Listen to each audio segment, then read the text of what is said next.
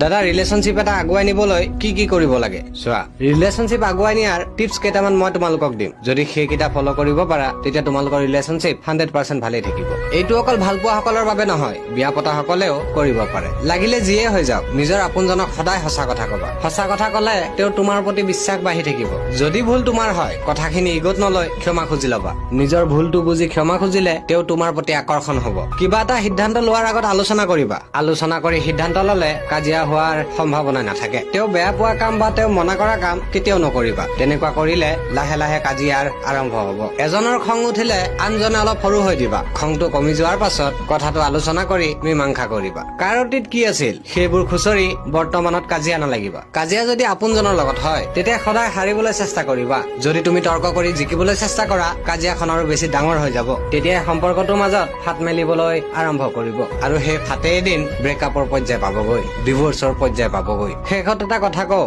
সকলোতকৈ ওপৰত তেওঁক ৰাখিবা আটাইতকৈ বেছি গুৰুত্ব তেওঁকে দিবা কাৰণ প্ৰিয় মানুহজন সদায় প্ৰিয় তেওঁক সদায় সকলোতকৈ আগত ৰাখিবা এইকেইটা যদি ফলো কৰিব পাৰা তেতিয়াহ'লে তোমাৰ ৰিলেশ্যনশ্বিপ বা তোমাৰ সংসাৰখন ভালে থকাৰ সম্ভাৱনা বাঢ়িব বাকী ভিডিঅ'টো ভাল লাগিলে লাইক কমেন্ট শ্বেয়াৰ কৰি থৈ যাবা আৰু মই মাৰ্চত ঘৰলৈ যাম ঘৰ যোৱাৰ আগত 3 লাখ ফলোৱাৰ্ছ কৰাই দিবা বুলি আশা কৰিলো ধন্যবাদ।